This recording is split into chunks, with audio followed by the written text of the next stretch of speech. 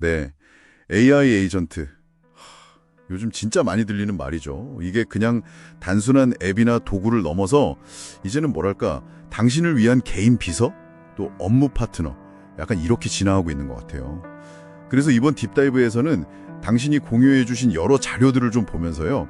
이 AI 에이전트가 대체 뭔지, 또 이미 우리 삶에 어떻게 들어와 있는지, 그리고 앞으로는 또 어떤 가능성이랑 고민거리들이 있을지 핵심만 쏙쏙 뽑아보려고 합니다.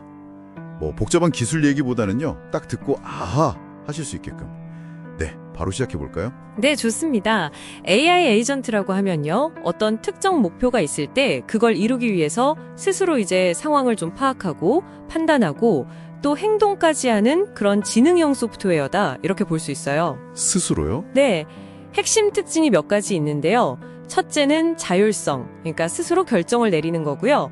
둘째는 반응성, 주변 환경이 변하면 그걸 알아채고 거기에 맞게 또 행동을 바꾸는 거죠. 그리고 선제성이라고 해서 목표를 이루려고 먼저 계획하고 실행하는 능력. 네, 이것도 중요하고요.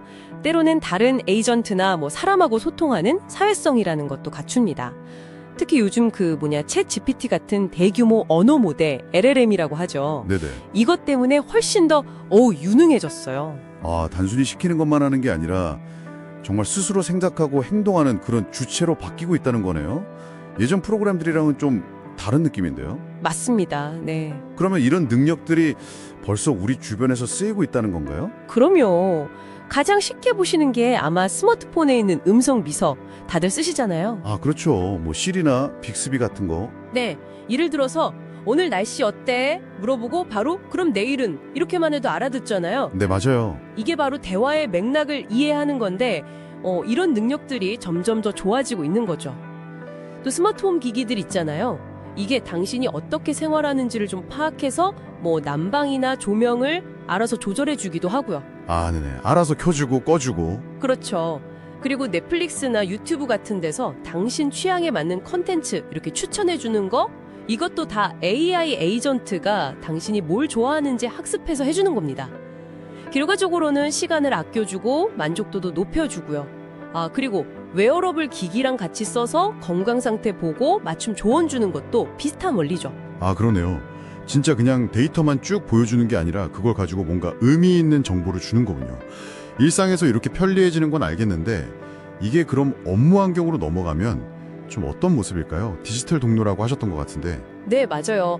업무 쪽에서는 정말 디지털 동료 역할을 톡톡히 합니다. 예를 들어서 RPA라고 들어보셨죠? 로봇 프로세스 자동화? 네, RPA. 이게 뭐 데이터 입력이라던가 보고서 만드는 거 같이 좀 반복적인 사무 업무들 있잖아요. 이런 걸 대신 처리해 주는 거죠. 그러면 이제 사람들은 좀 더 창의적이거나 좀 더 중요한 일, 전력적인 일에 집중할 시간을 벌 수 있게 됩니다. 와, 단순 반복 작업에서 해방된다는 거. 이거 진짜 큰 변화 같은데요. 생산성에도 바로 도움이 될 것 같고요. 그럼요. 직접적이죠. 그리고 고객 서비스 쪽에서는 챗봇이 기본적인 문의는 24시간 계속 응대해주고요. 요즘에는 여기서 더 나아가서 고객 감정까지 좀 읽어내려는 그런 시도도 하고 있습니다. 감정이요? 네, 또 엄청나게 많은 비즈니스 데이터를 분석해서 앞으로 시장이 어떻게 될지 예측하거나 아니면 소프트웨어 개발할 때 코딩을 도와주기도 하고요.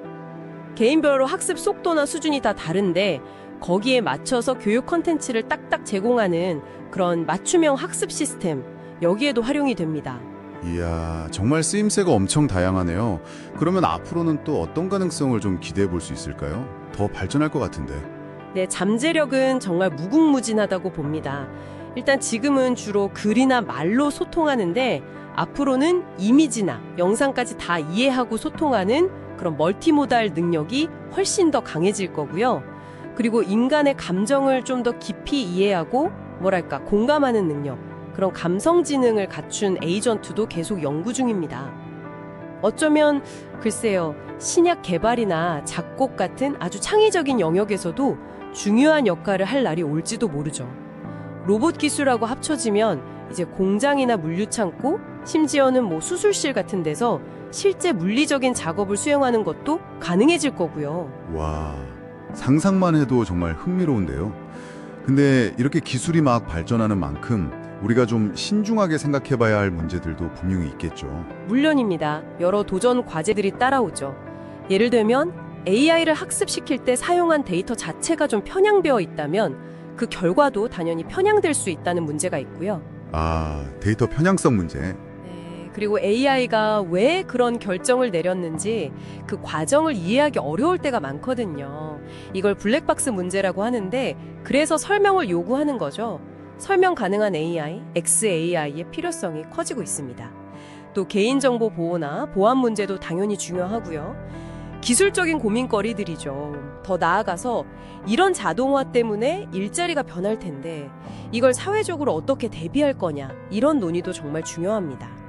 그리고 AI가 점점 자율적으로 행동하게 되면 이걸 어떻게 통제하고 또 문제가 생겼을 때 책임은 누가 질 거냐 이런 윤리적인 딜레마도 점점 더 깊어질 수밖에 없어요. 그렇군요. 중요한 건 이런 문제들을 그냥 외면할 게 아니라 기술 발전 속도에 맞춰서 계속 같이 논의하고 해결책을 찾아가는 그런 자세가 아닐까 싶습니다. 네, 오늘 딥다이브 덕분에 AI 에이전트가 정말 단순한 기술이나 도구가 아니라 우리랑 같이 생각하고 일하면서 삶의 방식 자체를 바꿀 수 있는 그런 잠재력을 가진 파트너가 될 수 있겠구나 하는 걸 좀 명확하게 알 수 있었습니다. 이 공유해주신 자료들 덕분에 복잡한 개념들이 좀 쉽게 와닿았네요. 네.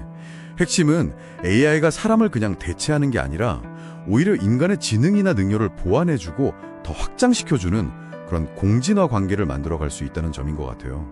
우리가 좀 더 가치 있는 일을 집중할 수 있도록 돕는 그런 조력자가 될 수 있다는 거죠. 네, 맞습니다. 자, 오늘 딥다이브는 여기까지입니다. 마지막으로 당신께 질문 하나 던져보면서 마무리할까 하는데요. 오늘 AI 에이전트에 대해 새롭게 알게 되신 점들 있잖아요. 그걸 바탕으로 앞으로 당신의 일상이나 업무에서 이 기술을 어떻게 좀 더 주체적으로 활용해 볼 수 있을지 한번 생각해 보시면 어떨까요? 혹은 아까 이야기 나눈 여러 과제들 중에서 당신에게 가장 좀 크게 다가오거나 더 깊이 생각할 거리를 던져주는 부분은 무엇인지 이것도 한번 차분히 곱씹어 보시면 좋을 것 같습니다.